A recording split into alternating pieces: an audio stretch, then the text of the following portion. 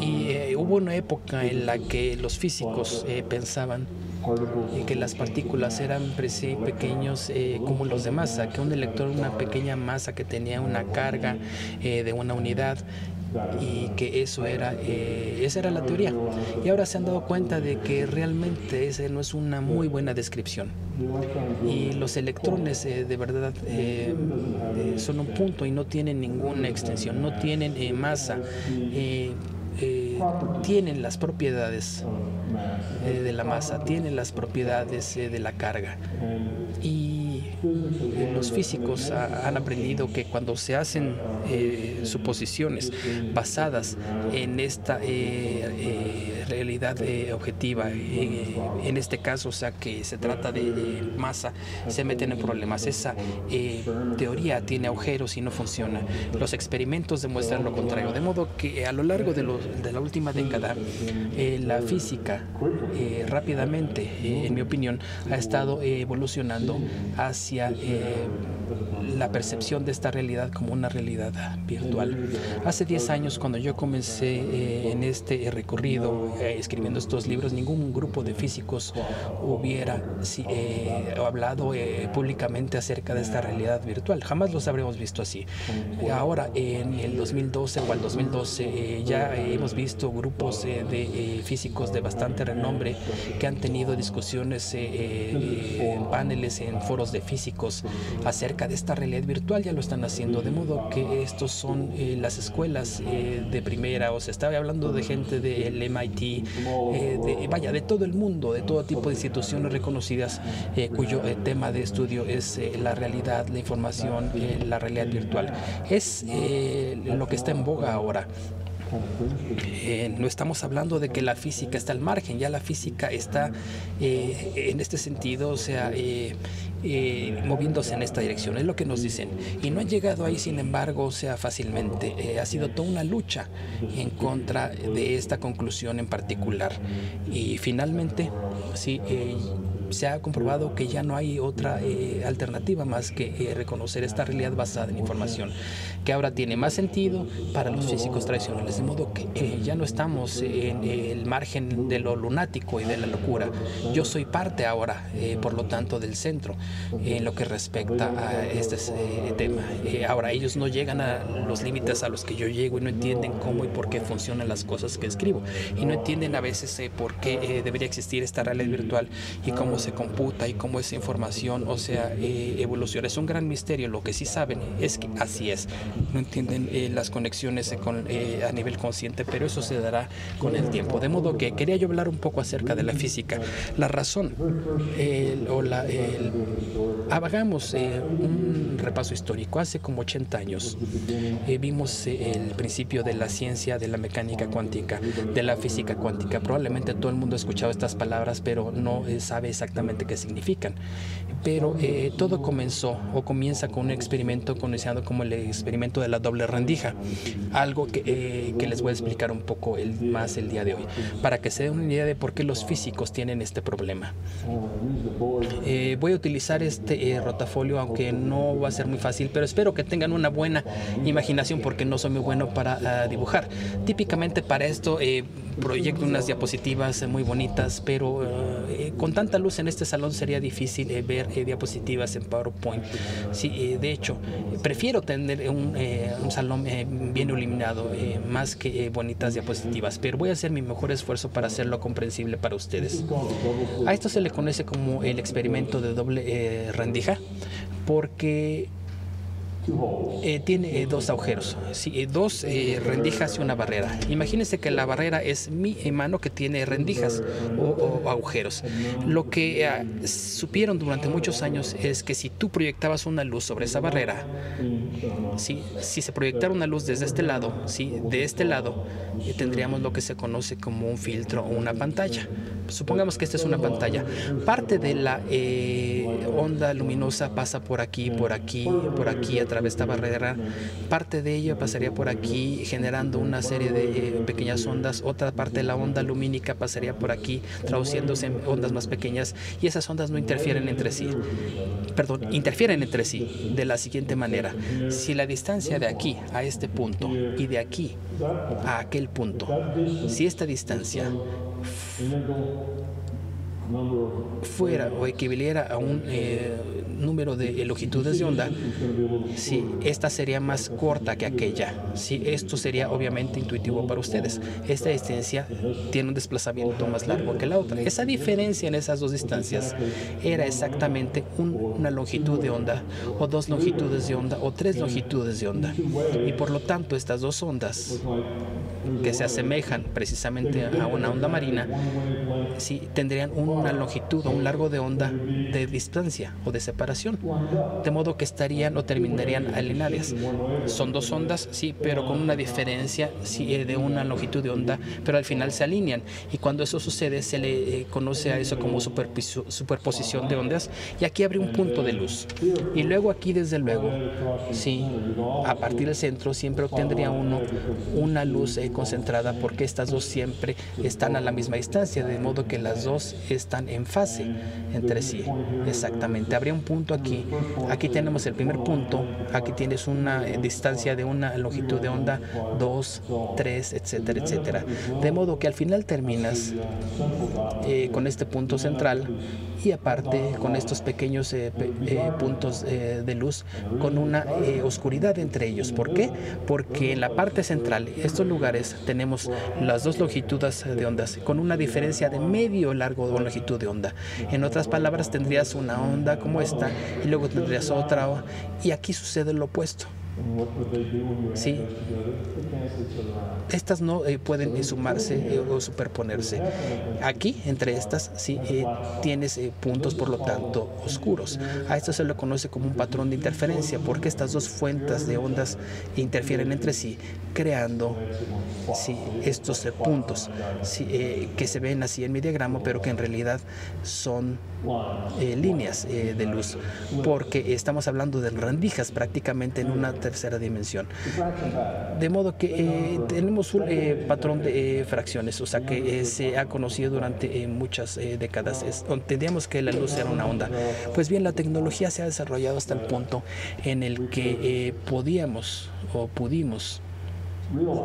darnos cuenta de que la luz podría ser descrita en términos de partículas.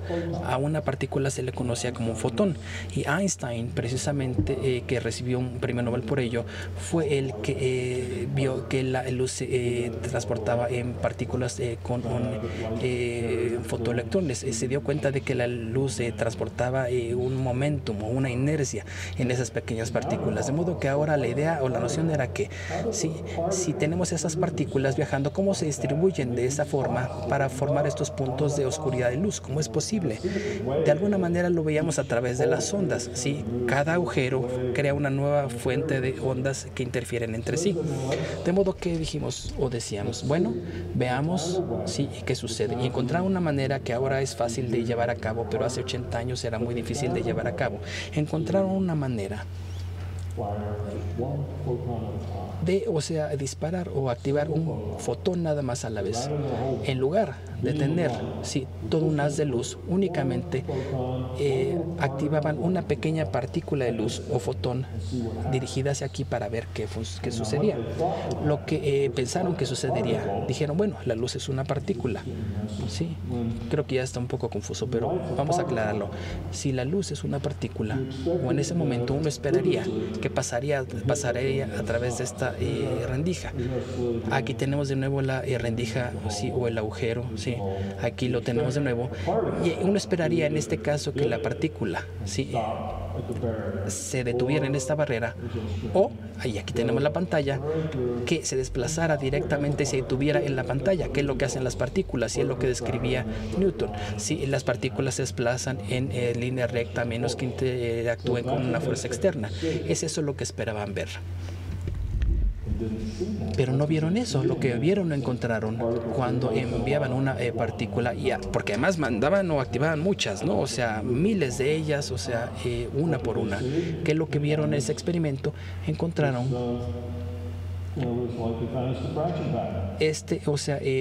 patrón fraccionado. Y la idea es, ¿cómo era eso posible?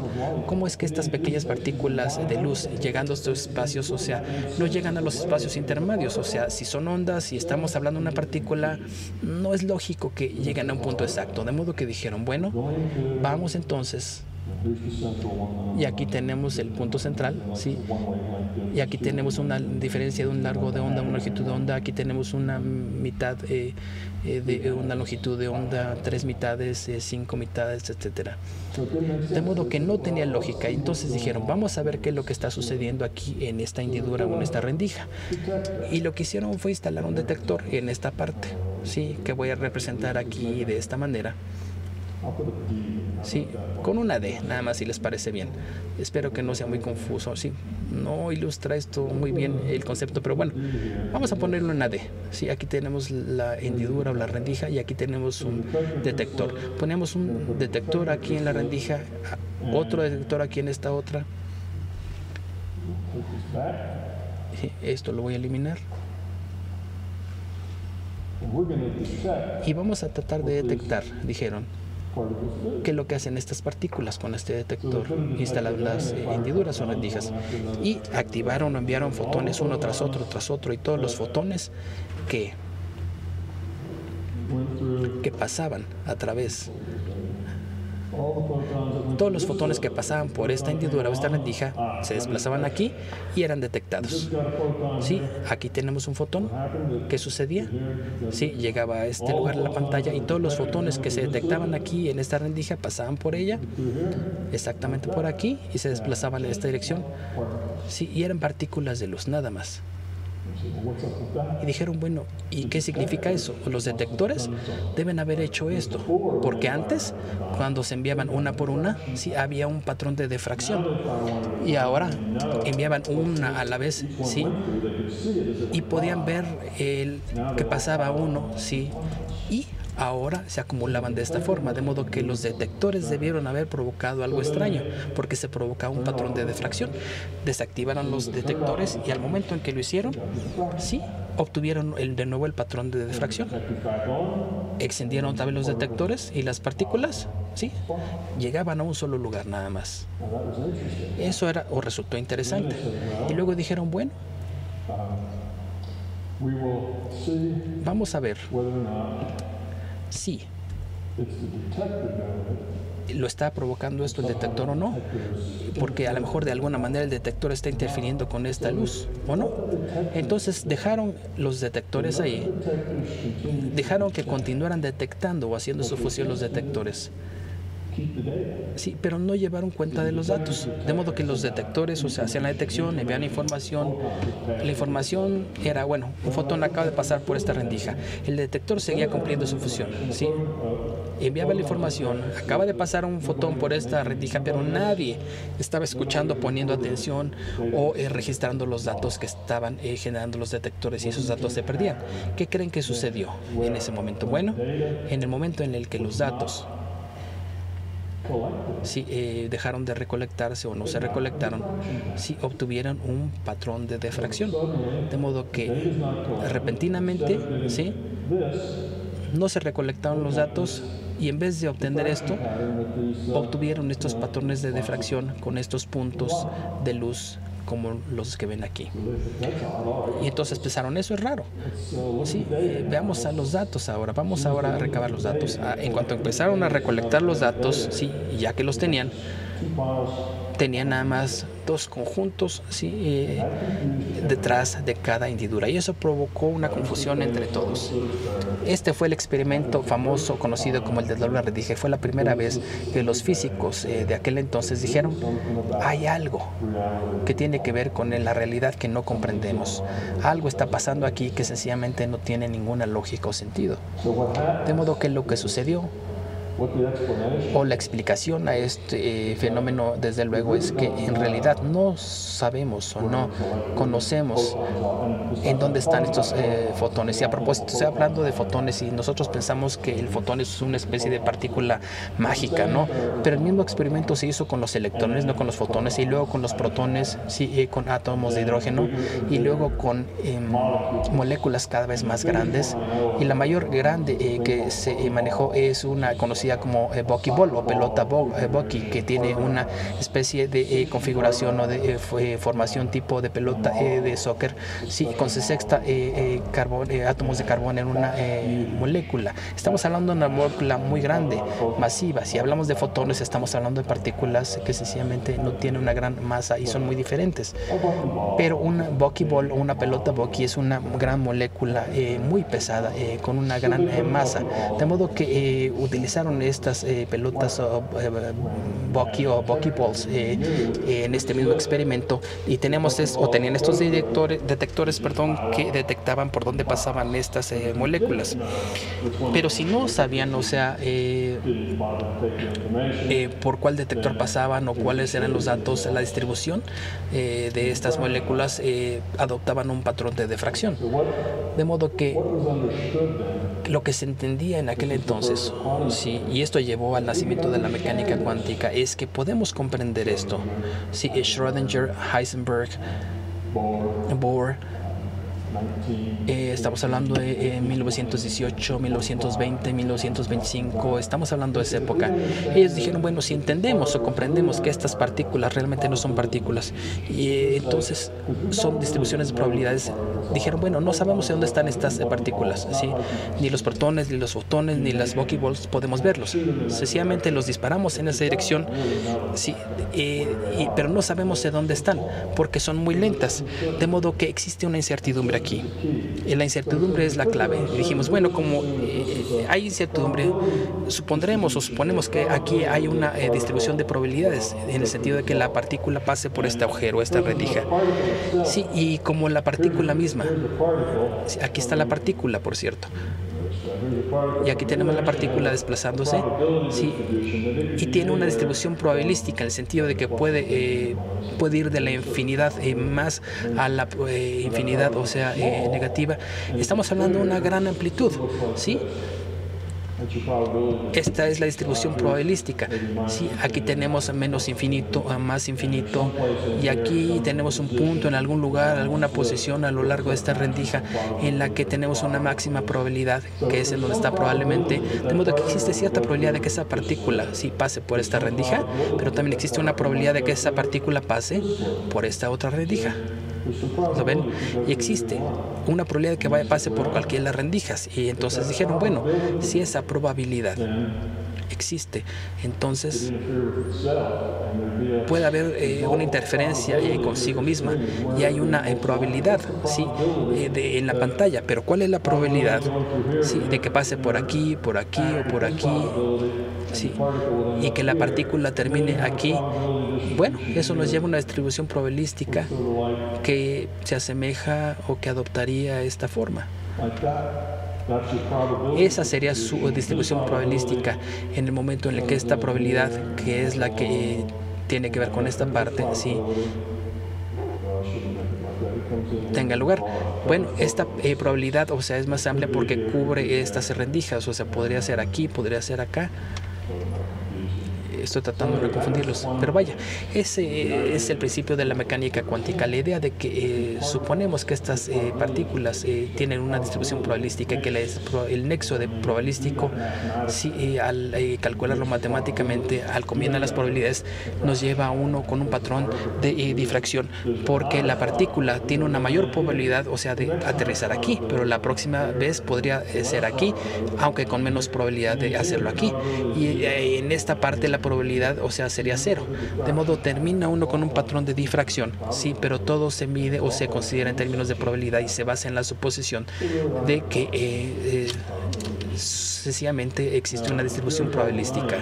Si ustedes tienen la edad como la que yo tengo, recordarán, o sea, sus primeras clases de física o química o lo que sean, y en las que el profesor hablaba de átomo y el profesor decía, bueno, es como si tuvieras una pelota de básquetbol, si este es el núcleo, y luego un electrón que está orbitando alrededor de esta pelota, ¿sí? Como una pequeña canica, ¿sí? Alrededor de este núcleo, y definitivamente tienes órbitas alrededor de estas cosas, ¿sí? Y esto es una pequeña carga, un electrón con una masa, ¿sí? Y bueno, por lo menos si tienen 20 años menos que yo, y probablemente muchos de ustedes lo tienen, cuando llegaron a la escuela ya nos enseñaba el átomo así, ya teníamos este núcleo, pero teníamos, o sea, una nube de electrones alrededor de este núcleo, ¿sí? No sé dónde estudiaron, pero si recuerdan sus clases de física, los que son más jóvenes ya les hablaban de nubes de electrones. Y más que electrones, es una nube de probabilidades.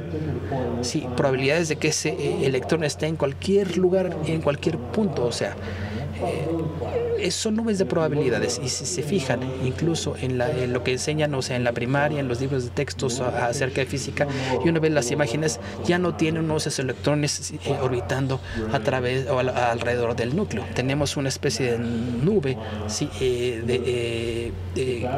que está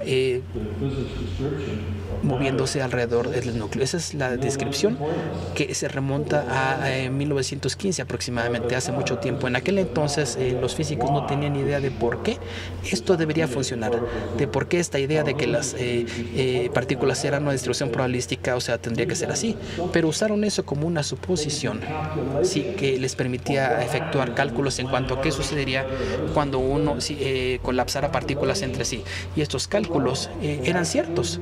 De hecho, les permitían predecir qué sucedería en el momento en el que estas partículas colapsaran entre sí o chocaran entre sí. Sí, fue algo grandioso y probablemente ha sido una de las teorías más exitosas que los físicos jamás hayan planteado o generado. Son muy buenos en lo que respecta a predecir el resultado de estos eventos subatómicos como resultado de ello. ¿Por qué es esto importante? Porque estos eventos subatómicos son los que crean los eventos atómicos, que es lo que permiten crear eventos moleculares, que es de lo que todos estamos hechos. Eso define, o sea, quién y cómo somos. En nuestro mundo físico, todo comienza con una cantidad de probabilidades o distribuciones probabilísticas en la base, ¿sí? Y eso nos lleva a la física. Y los físicos les van a decir precisamente que, y podemos citar a Richard Feynman, uno de los mejores físicos en mecánica cuántica que existen en la historia, que lleva ya tiempo, ¿sí? En el medio, una gente muy brillante, y podemos citarlo cuando hablaba sus estudios de posgrado, que le decían Dr. Feynman, ¿qué es esto? No tiene ninguna lógica esto. ¿Qué habla de esta ¿Por qué nos habla de esta distribución probabilística? Y el doctor, cito, les dijo, cállense y pónganse a calcular.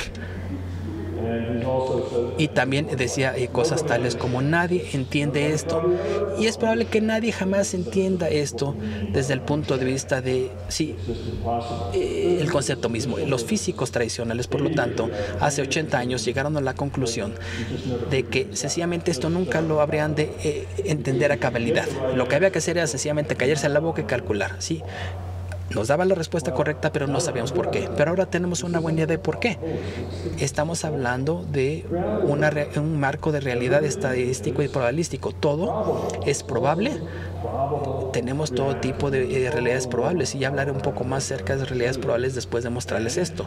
Y en el momento en el que uno toma una medición, ya sea que esté uno viendo el bosque, o sea, y vea ese árbol endeble, o que esté viendo uno al cielo o al firmamento, esté viendo qué es lo que existe en el universo, o independientemente de que esté uno viendo estos experimentos para ver si estas partículas pasan por estas rendijas, todo es lo mismo. Todo se resume en lo que es la probabilidad, hasta el momento en el que uno toma una medición, lo cual significa ver el bosque, ver qué hay ahí, o ver al universo, al firmamento, para ver qué encontramos ahí. Medición significa poner ese detector aquí para ver a dónde está esa partícula. A eso se le conoce como tomar una medición. Generar datos, información para su uso en esta realidad virtual. Y recuerden que dijimos que una vez que esa información llega aquí, llega a nosotros, tiene que quedarse aquí, tiene que ser consistente. No puede uno tener No puede uno tener dos personas yendo al bosque, una al lado de la otra, y que una vea palmeras y que la otra vea pinos. Sí, eso no funciona. Una vez que el primero dice, ¿sabes qué? Y que se tomen fotos y que lo vea y vean que hay pinos, o sea, así será. La información de esta realidad tiene que ser consistente como parte de este conjunto de reglas. Lo que sucede luego entonces es que si vemos a esto y ponemos un detector en este experimento y vemos una partícula, bueno, ahora sí tenemos un sistema, o sea, más amplio, sí, en un flujo de datos, o sea, con una persona que está viendo las partículas con ese instrumento nos permitirá decir, bueno, ¿cuál es la probabilidad de que exista esta partícula aquí? Hagamos una medición. La probabilidad 1 es que la partícula está ahí. Adivina qué, tenemos una partícula. Una partícula ahora existe ahí. Y lo sabemos porque se tomó una medición. Sí, la onda de probabilidades se colapsó, y a esto los físicos se le conocen esto como el colapso de la función de onda. Nada está funcionando en función de ondas. Sí, es sencillamente una onda probabilística que nos permite tratar este problema. De modo que colapsamos la función de ondas, obtenemos una partícula, y una vez que tienes esa partícula, esa es información que ya llegó a nosotros y que se queda aquí. ¿Qué hace la partícula? Se desplaza en una línea recta. Es lo único que puede hacer una partícula. Si no tomas esa medición, sin embargo, sigue siendo una probabilidad. Sí, ese bosque era probable antes de llegar a él. Cualquier cosa que hubiera en ese universo, o sea, que vimos con el telescopio, era probable. Sí. Vivimos en una realidad, no vivimos en una realidad objetiva, vivimos en una probabilística, y es lo que se descubrió esto aquí, y lo que descubrieron al hacer este experimento, había una realidad probabilística, de modo que es una probabilidad hasta el momento que se toma una medición. Lo clave aquí es que la información, al momento de hacer esto, hubo todo tipo de personas que hacían conjeturas en cuanto a qué diablos estaba pasando aquí, y algunas personas decían, bueno, es la conciencia lo que nos permite hacer esto, es la conciencia la que toma esta medición, y si la conciencia colapsa la función de ondas, o sea, y genera la partícula en esta realidad, eso es lo que pasa. Esa es la idea luego entonces, y esa era una idea de cómo funcionaba. Otro grupo decía, no es la conciencia lo que lo está haciendo, es la medición lo que importa. El momento en el que tomas esa medición y obtienes los datos, eso es lo más importante, decían ellos. Y no es nada más la medición, tampoco lo es la información, porque uno puede dejar que estos detectores sigan funcionando y tomar las mediciones. Sencillamente no se recolecta la información, no se recaba, y eso nos lleva a un patrón de difracción. Sigue siendo o existiendo esa probabilidad, no importa si se toma la medición o no. Lo que importa es si la información ha llegado o no, porque si la información llega y está aquí, entonces sí tenemos una partícula, y lo único consistente es esa partícula que está desplazando en línea recta. Si la información no llega a nosotros en el sentido de que hay una partícula, nadie sí pedirá datos, sí, en su flujo de datos para decir algo más. Sigue tratándose de una probabilidad, de modo que en realidad en la física esto se le conoce como el problema de la medición. Si ustedes hacen una búsqueda en Google que diga, o sea, con las palabras, o sea, el problema de la medición, encontrarán todo tipo de conceptos y comentarios, porque es un concepto que se ha manejado desde la década de 1920, de modo que el problema de la medición en realidad no es un problema de medición en absoluto, es un problema de información.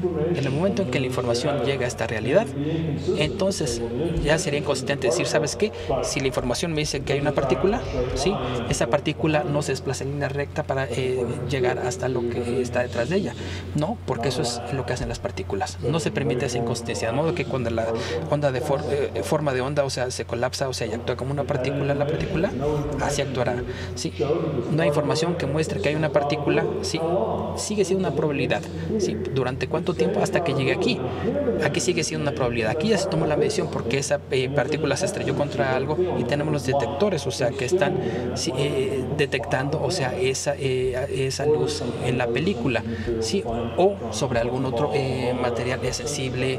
Sí, tenemos detectores que pueden detectar esas bolas de Bokeh, las moléculas, sí, y tenemos un flujo de datos porque hubo datos. Lo que sucede es que el momento en el que vaya, sigue existiendo la posibilidad.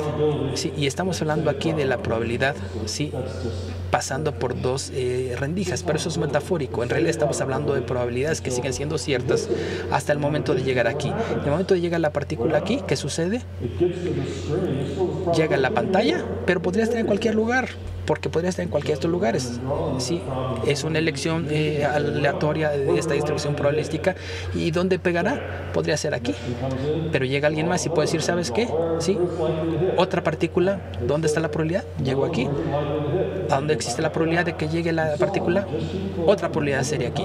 Y seguimos recolectando esta información una a la vez. Sí, y después del experimento podemos ver las cosas. Sí, todo es visual. Si puede uno tener un láser, o sea, que esté proyectando, o sea, estas partículas, sí, y uno verá cómo se irán acumulando estos puntos de luz, otro punto de luz por acá, y otro por acá, y otro aquí, y otro acá, y otro aquí, sí, de manera aleatoria, añadiéndolos. Y una vez que hayan enviado miles y miles, uno por uno, tendrá uno, sí, irremediablemente este punto, y así sucesivamente, porque sencillamente estará cumpliendo con esta distribución probabilística, la distribución que es lo que uno calcularía si tuviera uno o dos fuentes de probabilidad interfiriendo entre sí. ¿De acuerdo? De modo que este es un experimento antiguo que se ha realizado, sí, decenas de miles de veces ya a estas alturas, sí, en toda universidad que toma mediciones en el planeta. Todas las han hecho. Sí, en los 1920 o en la década de 1920 sí era muy difícil hacerlo. Ahora ya no. Ahora con los láseres, o sea, con controles y con todas las películas sensibles que podemos crear, con las computadoras para recolectar o recabar los datos, este experimento es muy fácil de hacer y se lleva a cabo. Entrar en Google, o sea, teclear, o sea, una búsqueda con estos conceptos o con este nombre, o sea, experimento de la doble rendija, y verán los resultados. No es una locura que se me esté ocurriendo, o sea, es algo que todavía sí, que se consideró, o sea, un hecho desde hace 80 años. Y te dice o te ilustra que la realidad es probabilidad antes, sí, de recolectar la información. Sin embargo, uno tiene que recabar información de ese flujo de datos, sí, para hacer una elección, o sea, aleatoria de esa distribución probabilística antes de pasar a la realidad. No se trata de una locura. Los físicos dicen que esta es la forma en la que funciona el mundo. Ahora hemos hecho muchas otras cosas. Tenemos pares enmarañados, que es otro concepto, sí, que funcionan exactamente de la misma forma y se ha respondido a esta idea de la misma forma. Tenemos a la ciencia. ¿Qué es lo que hace esto? Sí, si colapsamos átomos o hacemos que choquen unos entre sí, obtenemos resultados. Sí, este concepto del par enmarañado tiene un par aquí. O sea, a la física le gusta el equilibrio. Cuando uno tiene estas partículas con un giro neutral, si uno gira hacia arriba y otro gira hacia abajo, si uno va en esta dirección, el otro lo hace de manera inversa, porque el momento o la inercia, la conservación dice que tiene que ir en direcciones inversas, ¿sí? Para equilibrarse. Uno toma estas dos partículas aquí, ¿sí? Y se enmarañan o se mezclan, ¿sí? Pero si se separan, ¿sí? Una cambia de dirección, la otra cambiará a la dirección inversa. Y uno diría, no, eso viola, ¿sí? La teoría de la relatividad de Einstein, que dice que la luz no puede desplazarse durante más de un cierto número de unidades de velocidad, pero la velocidad viaja a la velocidad constante mencionada por él, y la luz no podría ir de aquí a allá, nunca podría pasar de aquí a acá para decir, ¿sabes qué? Gira en la dirección contraria, ¿no? ¿Sí? Estamos hablando del concepto del entrelazamiento. Sí, ojalá y así hubiera sucedido, pero no. Cuando uno se invertía, el otro se invertía también de inmediato. ¿Por qué sucede eso? Porque las dos partículas las vemos como dos cosas separadas porque están en dos ubicaciones separadas, pero al final se trata de una sola cosa. Es un sistema. En el mundo de la probabilidad es una probabilidad. Al invertir una se invierte la otra. No estamos hablando de dos cosas separadas. El hecho de que una esté a 100.000 millas de distancia de la otra, seguimos hablando de una sola cosa.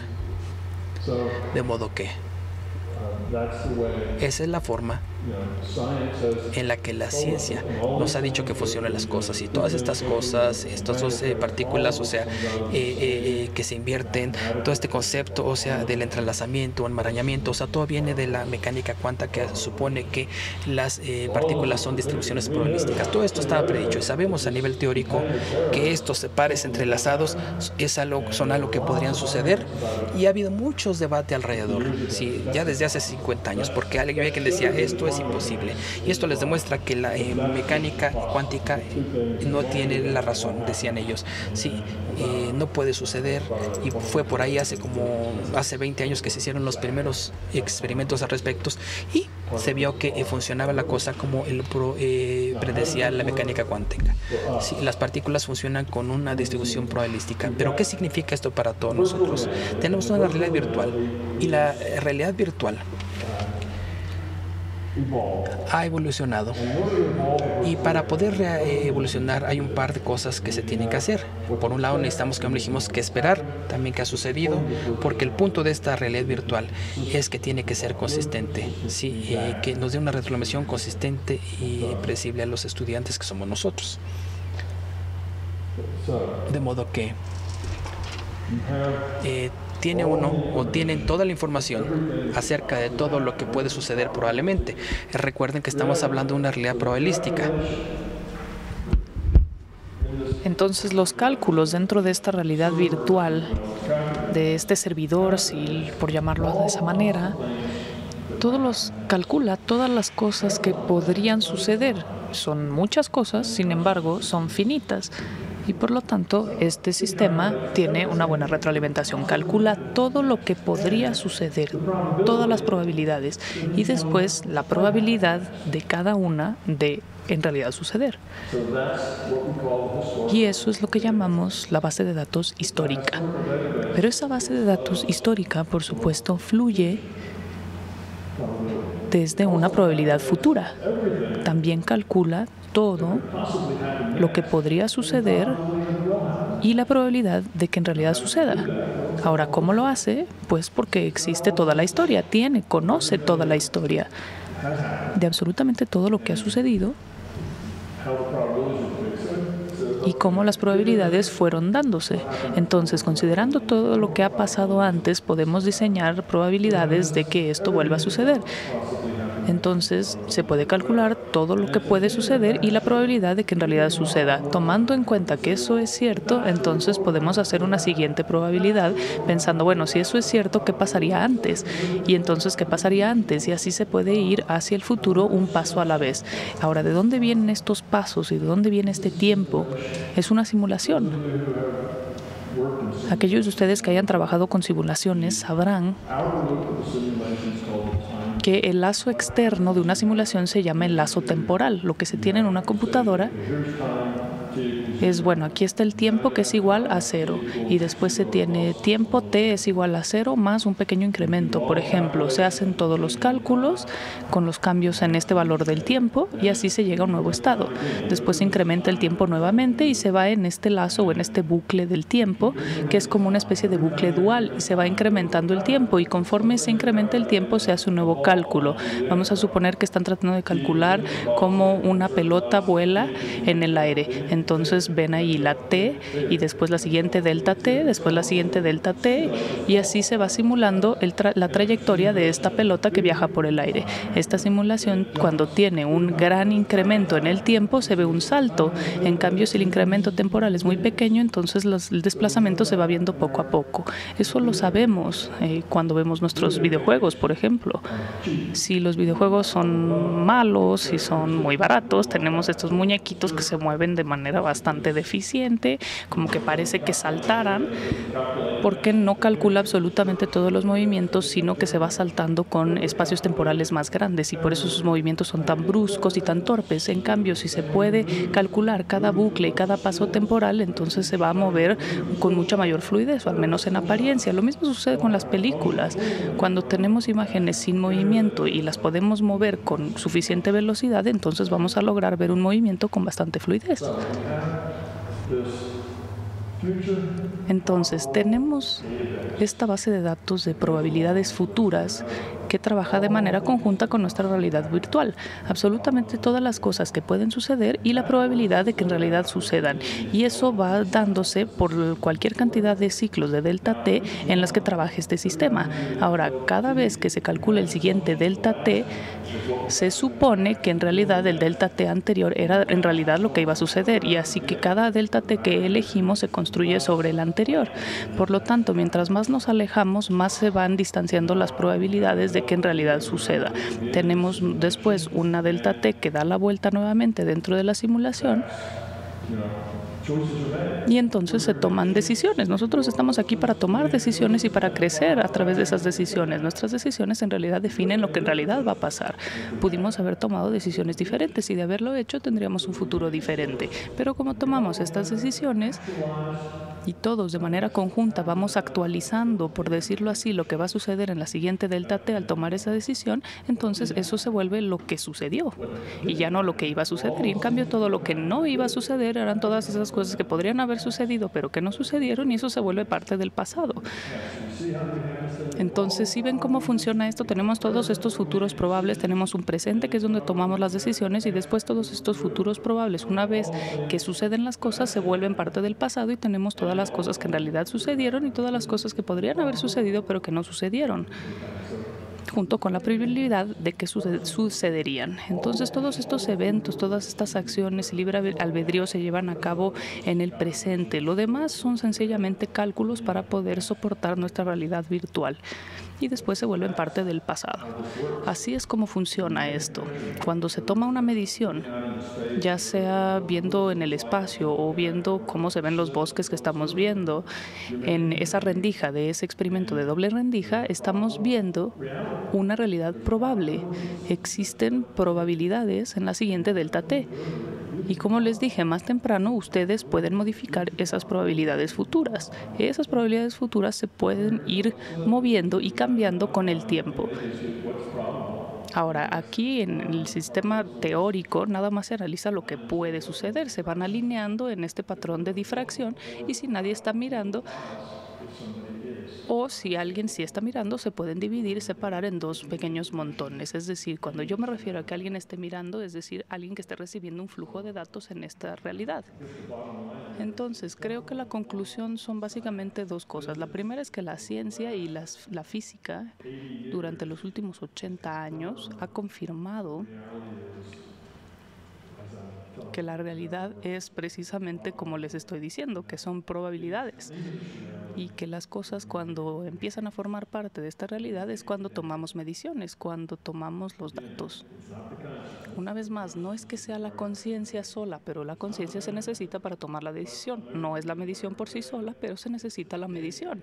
Son los datos, es la información la que se vuelve un hecho dentro de la realidad. Una vez que existe una partícula, una vez que está ese hecho, ese pedazo de información, entonces ya tenemos una partícula, ya tenemos una supernova, ya tenemos un árbol, y así se mantiene.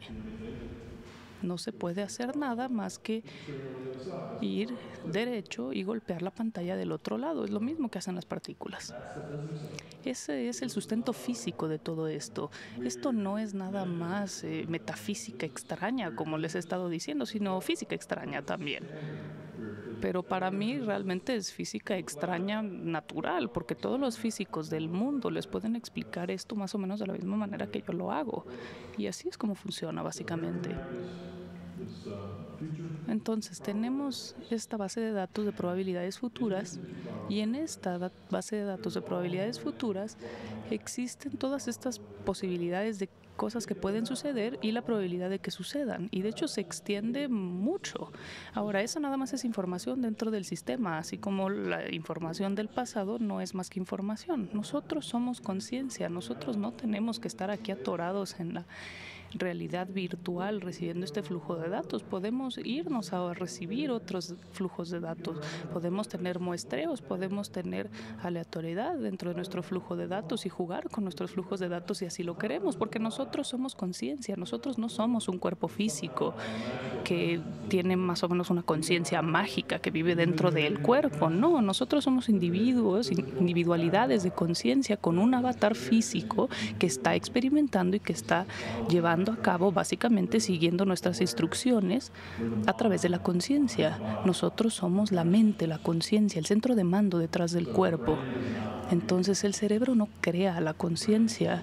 El cerebro no es más que un cerebro virtual, así como nosotros tenemos un cuerpo virtual. Si tuvieran un personaje de Sims y fuera un cirujano cerebral, por ejemplo, y fueran a estos hospitales del Sims y tuvieran un paciente de Sims que tuviera algún padecimiento, algún problema cerebral, el cirujano le podría abrir el cerebro y ¿qué vería? Pues un cerebro, porque la gente que hace la simulación de Sims hace una simulación de un cerebro, porque al momento en el que alguien abre un cráneo, pues va a encontrar un cerebro, entonces se encuentra dentro de la simulación. Después, si se cierra, se termina la cirugía, pues ya no está este cerebro dentro del flujo de datos. Pero la probabilidad de lo que está sucediendo sí sigue estando presente. La probabilidad sigue ahí, permanece. Únicamente cuando se necesitan los datos se manifiesta. Lo demás son probabilidades. Y existe una cosa más que les quiero decir, un concepto más. Existe otra gran parte dentro de la física que se llama la relatividad. Tenemos la mecánica cuántica y la relatividad. Entre estas dos áreas hacen prácticamente todo lo que existe dentro de la física. Existe también, por supuesto, las ecuaciones, electrodinámica, pero básicamente se pueden describir la física dentro de estas dos grandes subciencias de la física. Y ambas tienen un cierto misterio. El misterio de la mecánica cuántica es esto, que realmente no sabemos. Lo único que podemos hacer es callarnos y hacer los cálculos, porque es que las partículas tienen que formar parte de estudios de probabilidad. No tiene sentido. Ahora, dentro de la relatividad también hay un gran misterio. La relatividad especial, la teoría de Einstein también en los años 20, como podrán ver, los años 20 fueron años sumamente productivos dentro de la física. La física no ha vuelto a ser tan productiva desde esa época, pero fue una época muy productiva. En ese tiempo Einstein hizo una suposición, no tenía absolutamente nada de información que lo respaldara, y la suposición era que la velocidad de la luz era una constante, que era una constante sin importar ninguna condición, ninguna circunstancia. Si se tiene una fuente de luz, vamos a decir una linterna, y esa linterna estuviera viajando muy rápidamente y después la encendiéramos a la mitad, entonces si estuviera viajando a la velocidad de la luz y la encendiéramos, iría a la velocidad de la luz más la luz que trae, y todas las cosas en el universo funcionarían así. Si ustedes tienen una pelota en su mano cuando están adentro de un auto que va a 100 kilómetros por hora y ustedes aventaran esa pelota, la pelota iría a 100 kilómetros por hora que obtiene desde el coche más la velocidad a la que ustedes lo lancen, y esa sería su velocidad relativa al suelo, al asfalto, por ejemplo.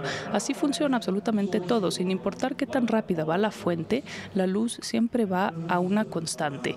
Y los físicos en ese momento consideraban que Einstein estaba totalmente loco, porque nunca antes había funcionado así. Eso es como por arte de magia. ¿Por qué habría de funcionar así? Y Einstein dijo, bueno, vamos a suponer que es así. Él hizo sus cálculos, sus mediciones, y resultó que como consecuencia de esos cálculos obtuvo varias teorías locas dentro de la relatividad, como por ejemplo que si yo tengo una pluma y está viajando así, mientras más rápido vaya, más corta se va a hacer, más se va a reducir, y al momento en que viaje a la velocidad de la luz va a desaparecer. Entonces la velocidad de la luz es una singularidad y nunca se puede alcanzar. Otra cosa con esta pluma es que si va viajando muy rápidamente, solamente se va reduciendo en tamaño en la misma dimensión de la velocidad, es decir, que qué tan ancha es siempre será una constante, será igual. Si esta pluma va viajando cada vez más rápido conforme se acerca a la velocidad de la luz, cada vez tendrá mayor masa. Para nosotros se vuelve más pesada. Y después la masa también ya alcanza un valor infinito y se vuelve una singularidad. Y la tercera cosa extraña que Einstein calculó es que si tenemos esta pluma y también va viajando una trayectoria muy rápidamente, el tiempo empieza a viajar más lento. El tiempo se hace más lento si uno está viajando dentro de la pluma. De hecho, se va deteniendo tanto, y este es un concepto de la paradoja de los gemelos. Si se tiene un gemelo y se pone uno dentro de esta pluma a viajar y el otro gemelo se queda en tierra, vamos a decir, y la pluma va viajando a grandes velocidades hasta llegar a la velocidad de la luz y después se da la vuelta y a 9 décimas de la velocidad de la luz viaja de regreso, el gemelo que se quedó en tierra envejece, mientras que el gemelo que viajó a la velocidad de la luz no envejece. Entonces, si el viaje resulta muy largo, pues el gemelo que se quedó en tierra va a morir, mientras que el otro gemelo no envejecerá. Esta es una paradoja la paradoja del gemelo, que es muy, muy famosa dentro de la física. Todo el mundo vio estas teorías de Einstein de la relatividad especial como unas locuras. El hecho de que la luz fuera una constante, la velocidad de la luz fuera una constante, parecía una locura hasta que los experimentos demostraron que era en verdad una realidad, que funcionaban así las cosas. Y se realizaron estos experimentos con pequeñas partículas y con relojes muy, muy precisos que pudieran medir hasta milésimas de segundos. Los llevan en satélites y después los revisan y resulta que el reloj efectivamente avanza más lento. Es decir, que el tiempo se hizo más lento. Se pueden medir estas cosas. Se hizo un experimento con partículas que daban la vuelta en un círculo muy amplio y cuando alcanzan esa velocidad tan alta calcularon que las partículas se estaban reduciendo efectivamente en su tamaño, que se hacían cada vez más pesadas y que el tiempo efectivamente se hacía más lento. Si no se hicieran esos cálculos relativísticos, entonces no podrían girar porque los magnetos no podrían utilizarse de la manera correcta. Entonces ahora sabemos que Einstein tenía razón, así es como funciona el mundo. Ahora tenemos a grandes cantidades de físicos diciéndonos que las partículas en verdad son partículas, pero que la realidad en realidad es probabilística, antes de que una medición de datos nos la traiga a la realidad, así como se los dije sobre el árbol en el bosque. Es algo que si les hubieran dicho en los años 1920 no lo habrían sabido. Si les hubieran dicho que las cosas se hacían más pesadas, más cortas y que el tiempo se iba haciendo más lento, les parecería una locura, pero desde entonces ya es algo que forma parte de nuestro conocimiento. Esta es una realidad virtual. Adivinen qué, se va incrementando en una unidad de tiempo delta t cada vez que se da este bucle temporal. Se cambia la cifra de tiempo, se vuelve a calcular y así es como nosotros nos movemos. Nos movemos en el tiempo porque este bucle temporal sigue avanzando y sigue cambiando. La velocidad de la luz, básicamente, es la mayor velocidad a la que la información puede viajar desde un pedazo hacia el otro pedazo, hacia el otro pedazo. Es decir, que nuestra realidad en realidad no es continua. Ahora sabemos eso y sabemos que esta mesa que está enfrente de ustedes, por ejemplo, no es continua, sino que más bien son muchas partículas con mucho espacio en blanco entre cada una de esas partículas. Así son los átomos, así son las moléculas, con pequeñas partículas con mucho espacio entre ellos que se están moviendo, que hay vibraciones, que realmente está sucediendo mucho, a pesar de que para nosotros parezca ser una mesa estática. Y sabemos que la física cuántica describe todas esas partículas que nada más pueden estar en ciertos estados, pero nunca son continuos. El tiempo de la misma manera no es continuo, viene en pequeños pedazos. Nuestra realidad se mueve así, como de pedazo en pedazo. A nosotros nos parece continuo y lo mismo sucede en el espacio. El espacio tampoco es continuo, el espacio también se da en pequeños fragmentos, en pequeños pedazos. Y la física tradicional les dirá que la longitud de Planck nos dice que el espacio se vuelve granular. Lo que eso significa es que se vuelve digital. Es un sistema de información digital. Y porque estamos en una realidad virtual, se calcula dentro de un bucle temporal. Y una vez más, esto es algo que los físicos supieron hace 80 años, que en la longitud de Planck, el espacio se redistribuye en pedazos. No sabían lo que eso significaba, pero pues les seguía pareciendo una locura. ¿Cómo es que se van acortando los espacios? Pues obviamente eso es lo que sucede cuando hay una simulación digital. Se tienen pedazos discretos de tiempo, pedazos discretos de espacio, y para cada valor delta t, lo más rápido que algo puede ir es lo que tarda en pasar de un pedazo a este pedazo. Después, con el siguiente valor delta t de este pedazo a este otro pedazo. Y así se va, un incremento de volumen con cada incremento temporal, y eso es lo más rápido que algo puede ir. Uno no puede saltar 10 en el tiempo. tiempo. Eso se llama teletransportación. Eso no es consistente con esta realidad. Por eso es que la velocidad de la luz es una constante. Nada más se puede ir desde un incremento de volumen, un incremento de espacio, hasta el siguiente incremento espacial y el siguiente valor delta t. Nada puede moverse entre delta t. Son estáticos hasta que se puede dar el siguiente valor delta t y se da el siguiente movimiento espacial. Y sin importar qué tan rápido vaya la fuente, no puede uno ir más rápido que un incremento espacial con un incremento temporal. Y por eso la velocidad de la luz es una constante. No, es uno de los grandes misterios de la física que se ha resuelto. Así como los Sims son una realidad virtual, muchos de esos problemas de la física se resuelven a sí mismos. Tenemos, por ejemplo, el problema con el Big Bang. ¿Qué hubo antes del Big Bang? Si ustedes piensan que este es un universo físico, entonces existe un problema. Muy bien, el Big Bang fue una pequeña pelota con alta presión, alta energía y después se fue expandiendo y se creó el universo. Pero ¿de dónde salió esa pequeña pelota de cosas? ¿Cómo llegó ahí? Pues no surgió de nuestro universo, porque nuestro universo no había evolucionado, no existía en ese momento. Entonces, ¿de dónde salió? ¿Cómo llegó ahí? Bueno, cállense y hagan los cálculos. Son preguntas que ni siquiera buscamos resolver, no, ni nos lo preguntamos. Piensen en su elfo en World of Warcraft. Él quiere saber de dónde vino este mundo de World of Warcraft, dónde comenzó y qué es lo que encontrará, que de repente ya estaba ahí, vino de la nada. ¿Y cuándo se comenzó este mundo de World of Warcraft? En el momento en el que apretaron el botón del servidor y se empezó a calcular esa realidad. Pasa lo mismo aquí. ¿Cómo puedes hablarnos de una realidad virtual? Pues una de las características fundamentales de una realidad virtual es que no importa cuánto voltees para atrás para ver su origen, simplemente descubrirás que se creó de la nada. Así son las realidades virtuales, así funcionan.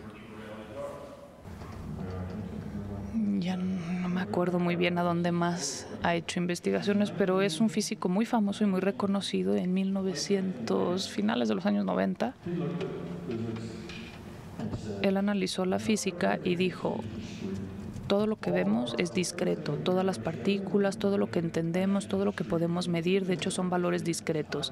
Solamente hay dos cosas que no son discretas, el tiempo y el espacio. Creemos que son continuos, pero yo les apuesto que no son continuos, que en realidad también son discretos, sencillamente que no tenemos la suficiente capacidad para medirlos. Él comenzó con esta teoría y llegó a la conclusión de que estamos viviendo en una realidad virtual y que en esta realidad virtual se tuvo que haber creado y calculado en algún otro lugar. Y él llamó a este otro lugar otro, así entrecomillado, otro, porque él dijo, pues una simulación no se simula a sí misma, una simulación no puede crearse a sí misma, por lo tanto la tiene que haber creado alguien. World of Warcraft no empezó de repente un día en la computadora, alguien tuvo que hacerla, la simulación tiene que venir de algún lado. Entonces él dijo, bueno, si esta es una realidad virtual y la física nos lo demuestra, porque él vio cómo todos estos problemas se solucionaron mediante la realidad virtual, entonces dijo, la fuente es el otro, entrecomillado. Y entonces empezó a ver, pues, qué será ese otro, pero lo mismo que sucedió con los elfos. El momento en el que el elfo empieza a analizar su realidad, tiene que llegar a la conclusión de que él vino de otro lado, porque no pudo haberse creado a sí mismo, es ilógico. Entonces, otro. ¿Quién es el programador? Esta pregunta de quién es el programador no es un quién, no es que alguien la programó, eso es demasiado trabajo. Cada pedacito de pasto tiene que ser programado, por ejemplo. Entonces, no es que alguien lo creó, es una simulación probabilística creado por el sistema amplio de conciencia para darnos unidades individuales de conciencia, para darnos un centro de aprendizaje donde pudiéramos evolucionar, para que el centro de conciencia amplio pudiera evolucionar evolucionar también. Nosotros estamos aquí para ayudar al sistema a evolucionar. Ven cómo todas las piezas comienzan a acomodarse y cómo la física nos ayuda a resolver cómo los dos grandes misterios de la física, que son que la velocidad de la luz es una constante y es porque no nos podemos mover más que a un volumen incremental con cada incremento en el tiempo, y lo demás es probabilístico, pues todo es una probabilidad. Entonces, todo este asunto galáctico que resuelven los telescopios también es una probabilidad. Era una probabilidad hasta que los telescopios pudieron medirlo y entonces pasó de ser una distribución aleatoria y ahora la tenemos y es parte de nuestro flujo de datos. Lo mismo sucede con la persona que va al bosque. Vamos a suponer que la persona va al bosque y ve el árbol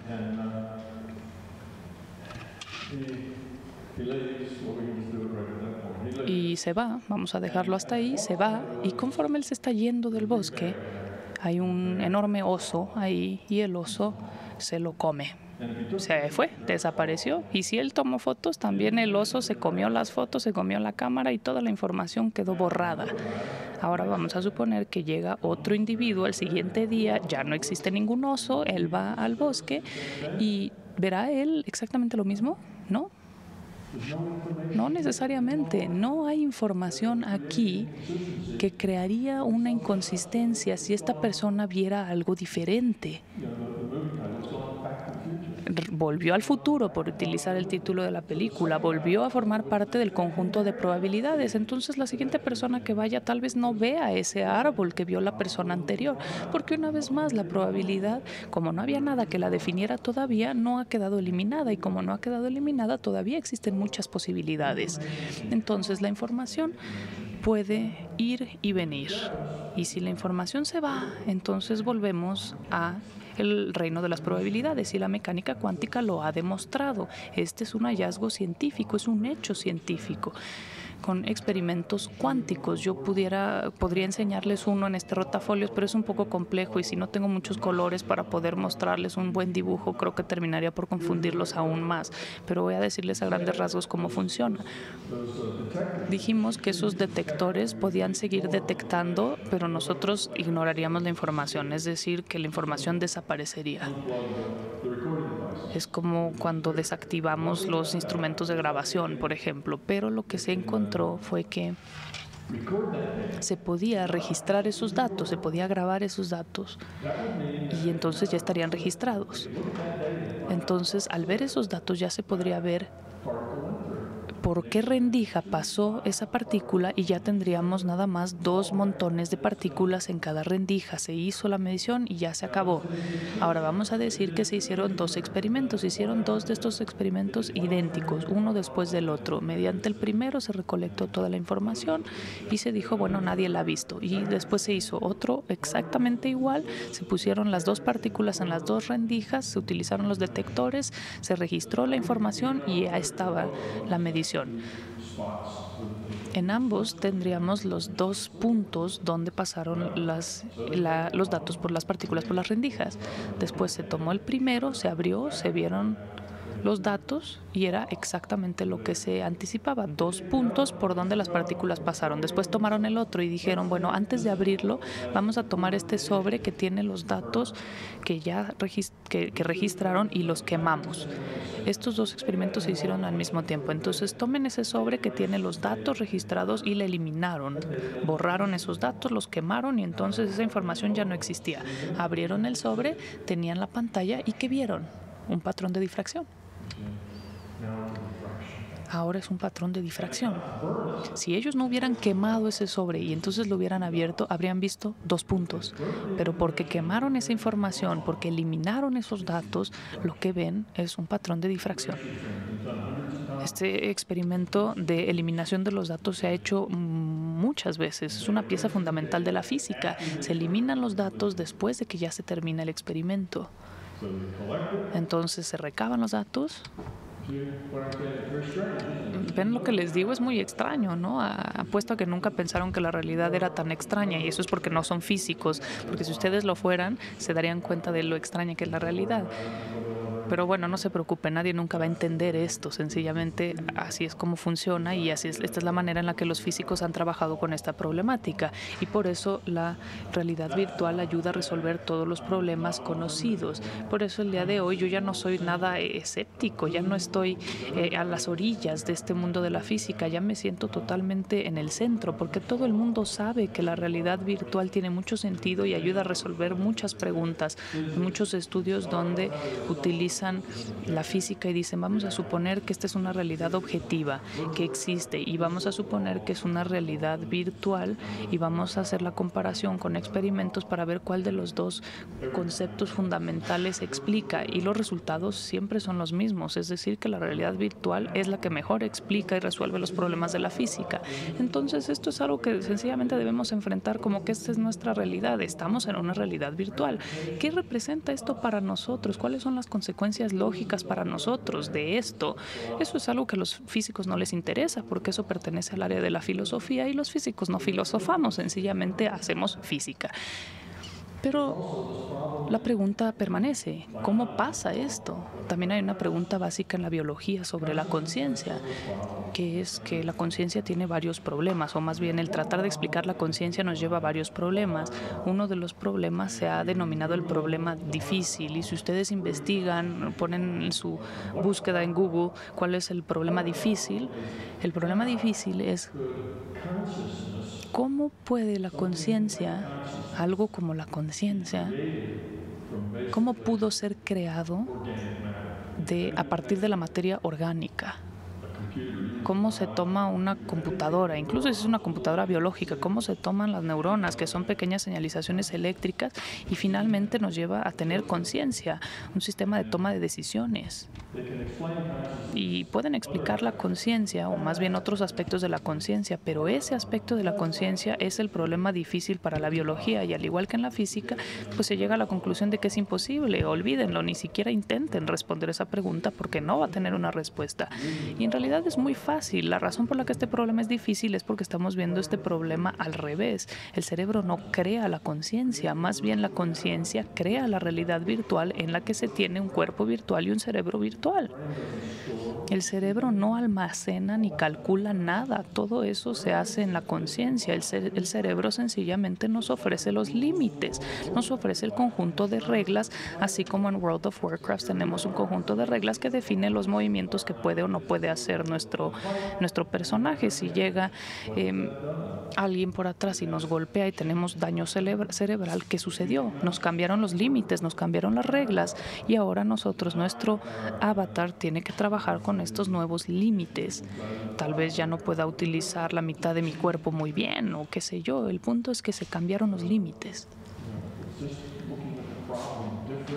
Hay que ver el problema desde una perspectiva diferente. Por supuesto que el cerebro crea conciencia, porque si golpeamos el cerebro, o si recibimos un golpe en el cerebro, en la cabeza, pues cambia la conciencia, ¿no? Si alguien le hace una lobotomía a alguien, o si se puede cambiar la visión dentro del cerebro y dejar ciego a alguien, cambia la conciencia. Por supuesto que el cerebro puede tener un impacto, pero eso es porque estamos en una realidad virtual donde existen ciertas reglas y ciertas limitaciones. Entonces, como pueden ver, los resultados son sencillamente una perspectiva diferente, pero ahora nuestra perspectiva nos ayuda a resolver todos estos problemas de la física.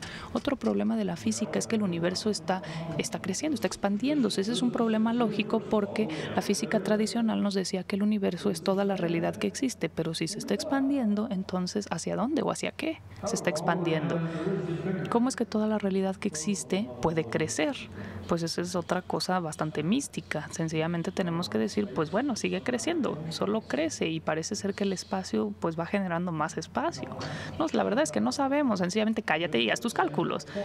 Llegamos siempre a la misma conclusión. En una realidad virtual, en un universo expansivo, pues sencillamente tenemos cifras más grandes. Podemos tener la ecuación de una esfera en una computadora, en una laptop, y dejar que se calcule, que vaya creciendo el radio de esta esfera, y podemos obtener una simulación de una esfera mucho más grande que el planeta Tierra. Es lo mismo que sucede dentro del universo. No hay espacio, no hay distancias.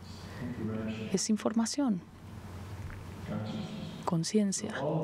Entonces, todas estas cosas nos llevan a la conclusión, siempre y cuando seamos científicos de mente abierta, de que la conciencia es la computadora. Ahora hemos resuelto no solo los problemas de la física, sino que también hemos resuelto los problemas de la metafísica y los problemas de la teología. Y lo más interesante es que todas estas cosas están relacionadas, todo está interconectado, que descubrimos que todos nos podemos comunicar, todos interactuamos, todos nos comunicamos. ¿Cómo aprendemos? Pues el punto, el motivo para el que estamos aquí es para crecer, para disminuir nuestra entropía, para generar amor, para poder eliminar el ego, para poder eliminar el miedo, que es el generador del ego. Buda decía que todos somos uno. Y también Buda dice que esta realidad física es una creación que no es real, que este no es el mundo real. Existe un mundo que no se puede ver, que es el real. Los metafísicos han dicho eso durante miles de años y nosotros no lo entendemos. Y entonces decimos, sí, son locuras de metafísicos que no tienen ningún sentido. Pero es así, Dios es amor, decimos en el mundo occidental, y sí, ¿no? Es real. Entonces todas estas ideas, todos estos conceptos que hemos escuchado y que hemos visto son reales, pero sabemos que la mente puede hacer muchas cosas. Existe algo llamado el efecto placebo. En muchos lugares no se puede comercializar un medicamento si no puede vencer el efecto placebo.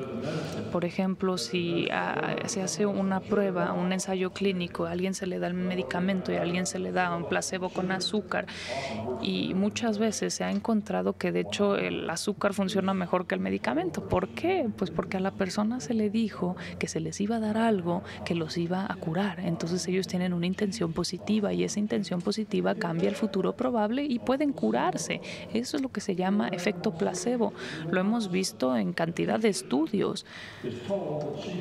A una profesora se le dice que tiene los estudiantes tontos, y a otra profesora se les dice que son los niños inteligentes, y resulta que en realidad son los mismos niños que eligieron de manera aleatoria. Y a la maestra que se le dijo que sus estudiantes eran listos, tienen mejores calificaciones porque tiene una intención diferente, se le cambia su realidad. Y a los niños lo mismo, si se les dice ustedes son los tontos y ustedes son los listos, empieza a crecer la brecha entre lo que hacen esos grupos de niños, a pesar de que son los mismos niños, sencillamente elegidos de manera aleatoria.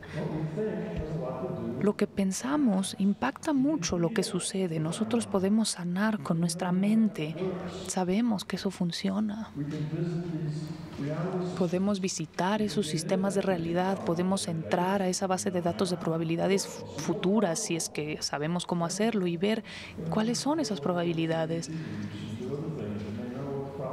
Y podemos, siempre y cuando sepamos qué es lo probable, en algunos momentos se puede llegar a conclusiones muy buenas, porque lo único que se hace es conectarnos con estas probabilidades futuras. Hay gente que sueña lo que va a suceder. ¿Por qué? Porque tiene acceso a esa base de datos probabilística. La gente puede también conectarse con cosas que sucedieron en el pasado y hablar de vidas pasadas, por ejemplo. ¿Por qué? Porque las bases de datos están ahí y la información está dentro de ellas. Todas estas cosas que están dentro de nuestro marco de realidad empiezan a tener sentido. No solamente podemos ver la física detrás de por qué podemos sanar con nuestra mente o por qué el efecto placebo funciona, sino que también podemos entender el punto de dónde viene, por qué estamos haciendo eso, por qué tenemos esa habilidad, esa capacidad, de dónde salió esa capacidad. Y una vez que la entendemos, entonces podemos eliminar todos los rituales y todo el drama alrededor de hacer estas cosas que nos parecen tan extrañas. Todo tiene que ver con tener una conciencia y con eso tener acceso a la base de datos. Empezamos a tener acceso a estas cuestiones metafísicas.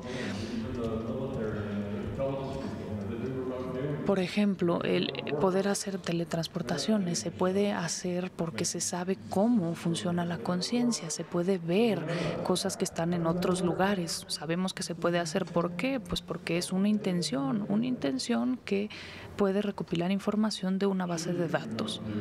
Por supuesto que se puede ver algo que está sucediendo se puede contar la cantidad de personas que en este momento están parados encima de la pirámide de Egipto, por ejemplo. y después vean si alguien lleven a alguien a que tome la foto y les diga cuánta gente hay, y en realidad la gente que vio desde lejos es bastante precisa. Y entonces nos damos cuenta de que no tenemos que estar limitados por nuestro tiempo, nuestro espacio, sino que podemos ver no solo otros lugares, sino el pasado, sino el futuro. Y entonces empezamos a encontrar toda una serie de cosas que se podían comprobar y que eran ciertas. Y todo el mundo lo puede hacer, no es gente especial, con poderes especiales o habilidades especiales. Cuando lleguemos al día de mañana vamos a hablar de todas estas cosas y cómo funcionan en realidad y cómo podemos aprender. Porque lo que les voy a decir es que el creer es uno de los grandes problemas. El temor y el ego que crea el temor, y eso lo vamos a analizar un poco más adelante, pero el temor y el ego que genera el temor son grandes problemas. La creencia también, o las creencias también las genera el miedo, y por eso son tan problemáticas. El motivo por el que son tan problemáticas es porque una vez que tienen ustedes la creencia de que saben algo, tienen una menor probabilidad de saberlo, porque ustedes ya lo creen, entonces eliminan todas las demás probabilidades. Es como tirar a la basura la información posible. Una vez que queda fuera de nuestra creencia, pues ya lo tiramos a la basura y entonces terminamos atrapados. Y esto en mi libro lo llamo la trampa de la creencia, porque nos atrapan nuestras creencias, y esto se los digo a todas las personas frente a las que hablo. No quiero que ustedes crean en nada de lo que les estoy diciendo. No quiero tampoco que desconfíen o dejen de creer. Entonces, por favor, no me crean. No me crean, porque si nada más me creen, eso no les va a hacer ningún bien, porque eso se va a volver una comprensión suya dentro de su intelecto. Si ustedes dicen, pues es muy complicado tener estas experiencias, pero pues le voy a creer que él sabe de lo que habla, y ustedes llegan a una comprensión intelectual de cómo funciona el mundo, no va a ser más que el intelecto, y por lo tanto no les va a servir de nada hasta que pase al nivel profundo del ser. Y la única manera de hacerlo es a través de su propia experiencia. Si no es a través de su experiencia, entonces no se vuelve parte de su realidad. Entonces no me crean, pero tengan la mente abierta. Tampoco desconfíen, porque una desconfianza es como algún tipo de creencia, y ninguna de las dos opciones nos va a llevar a ningún lado. Si sencillamente desconfían y lo tiran a la basura, lo descartan y dicen son tonterías, pues ya no van a poner atención, ya no lo van a procesar y listo. Y si ustedes creen que es útil, pues se convierte en información dentro de su intelecto, pero tampoco la pueden usar. No se vuelve parte de ustedes. No pueden aprender a sanar, no pueden aprender a hacer visualización remota, no pueden aprender a crecer. Todo eso está nada más en su mente, pero no está en realidad en donde cuenta, en donde sirve. Entonces no es una cuestión de creencias. Si vienen aquí con la idea de que yo les puedo enseñar lo no físico, yo les puedo enseñar cosas que están fuera de esta realidad, no puedo enseñarles esas cosas. Pero puedo enseñarles a que ustedes mismos las encuentren, a que ustedes mismos vivan esas experiencias. Yo no puedo experimentarlo por ustedes, ustedes tienen que hacerlo por ustedes mismos. Y hasta que no lo experimenten, no es real para ustedes.